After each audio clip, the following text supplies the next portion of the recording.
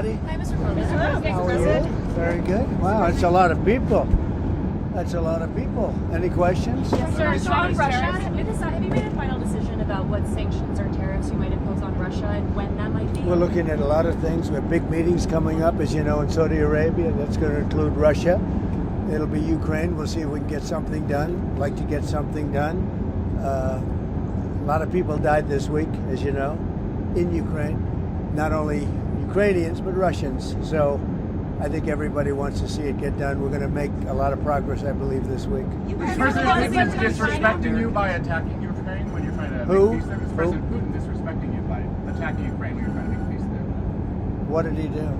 Well, he's attacking Ukraine. Is he disrespecting me? Yeah. Who are you with? I'm Michael Burnbaum from Washington Post. You've lost a lot of credibility. Go ahead. What else? Mr. President, question on Robert. Go ahead. Americans who have seen their retirement accounts fall in recent day are getting very nervous about these tariff conversations. Oh, I think the tariffs are going to be the greatest thing we've ever done as a country. It's going to make our country rich again. We have many companies, as you know, auto companies. They're opening up plants now. We've had 4 or 5 announced already, but many more are coming.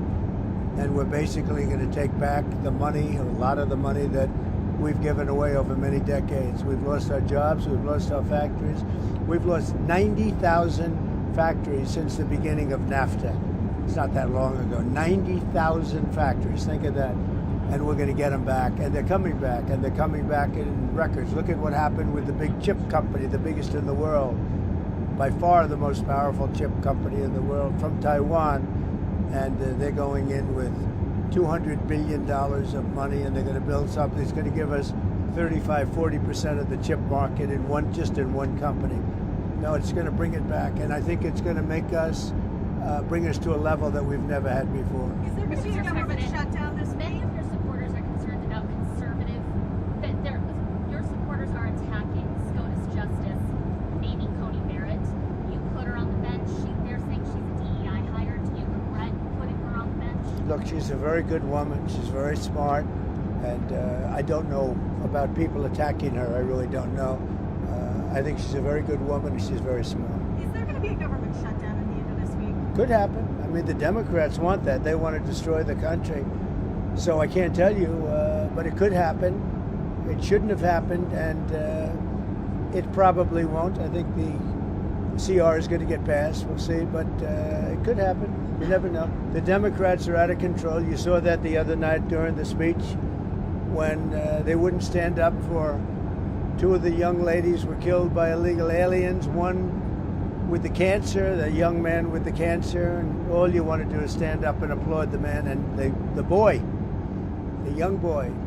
And nobody's ever seen anything like that. They're out of control. They've lost their minds. Mr. President, are you alarmed by escalatory rhetoric from the Chinese response to your tariffs? And are you planning to meet with Xi Jinping about trade anytime soon? No, they took that rhetoric back, as you know. They were very tough, and I said, whoa, what's that all about? And that rhetoric was taken back. You know that, right? My question to you is, but if you know that, why would you ask that question? are you planning to meet with Xi Jinping anytime soon? Yeah, at some point I will. I have a very good relationship with President Xi. Very good. And at some point I'll be meeting with him. Sir, do you think there's going to be a deal on TikTok soon? There could be. We're dealing with 4 different groups, and a lot of people want it, and it's up to me. So there could be. Who are you leaning towards? All 4 are good. Mr. President, Elon said there's no feud between your cabinet members and Elon Musk. You Yeah. even had dinner with him last night, Secretary Rubio. However, tensions are high between your cabinet and Mr. Musk. How are you going to simmer down tensions? Does Mr. Musk need to back off? Well, I don't think the tensions are high. Look, Elon's a very special person, and these cabinet people are special people. You know, these are very successful people, or they wouldn't have gotten, they've attained the highest heights of government. And I think they have a fantastic relationship to Elon. And Doge has been incredible. Hundreds of billions of dollars of waste and fraud and abuse has been already found. And that doesn't mean they don't have a little bit of an argument here and there about something, or maybe personnel arguments. There's not too many contract arguments. Contracts have been found. This is much more than just personnel. And we found hundreds of billions of dollars of fraudulent contracts or very wasteful. But I think fraud. I think it's fraud. There was just another plane crash. And I think really the cabinet, for the most part, I think they get along really well with Elon. There was just another plane crash in Pennsylvania today. Secretary Duffy's big concern is his department is being gutted. He's been, dealing with these crashes ever since he was sworn in. Does he have a legitimate concern? Well, that has nothing to do with the department. That was a small plane, and that would have happened whether you had a big department or a small department, as you understand. It's just they have space like this. They have times when things happen a little bit more often than normal, and then it goes back and you go many years without having a problem. I'll tell you, I think the Southwest pilot did a fantastic job last week when he lifted that plane off the air, because if he put the brakes on, that wouldn't have been good. And I think the license should be maybe revoked for the plane that got in the way from the pilot, revoked for the plane that got in its way. But the way he immediately stepped in the gas and lifted up, as opposed to thinking for about 3 seconds when it would have been too late. The Southwest pilot or pilots they did a great job. Russia, China, and Iran are doing military exercises together. Does that concern you? No, not at all. Not at all. Why not? Because we're stronger than all of them. We have more power than all of them. I rebuilt the military. Unfortunately, Biden did nothing with it, but I rebuilt the military. But we don't want to even talk about that. I think if you look at what's happening and if you see what we've done, and if you see where we've come, and let's see what happens with the whole Russia-Ukraine thing. I think you're going to have eventually, and maybe not in the distant future, you're going to have some pretty good results coming out of Saudi Arabia this week. Are you going to resume aid to Ukraine if they sign the minerals deal? Well, I think they will sign the minerals deal, but I want them to want peace. Right How do now, they show that? How do they show they want peace? well, right now they haven't shown it to the extent that they should. I think right now they haven't, but I think they will be, and I think it's going to become evident over the next 2 or 3 days. I think eventually, look, we have to have peace, and I'm doing this.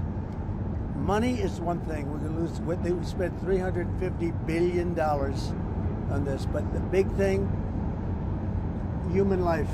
Thousands of people this week, thousands of young soldiers died this week.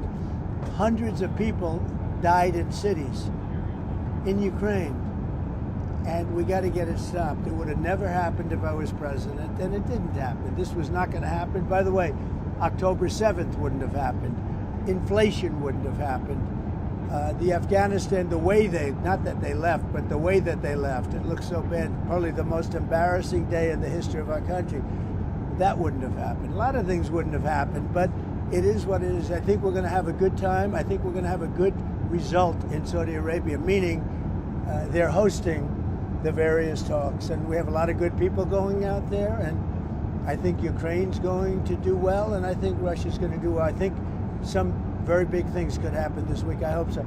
So 2,000 people, at least 2,000 young soldiers have died this week, and this is almost on a constant basis, a couple of thousand soldiers a week. It's a killing field, and we got to stop it, and if I can stop it, I'll be very happy. Would you consider lifting the intel pause on Ukraine? What does Ukraine have Well, to we do? just about have. I mean, we really just about have.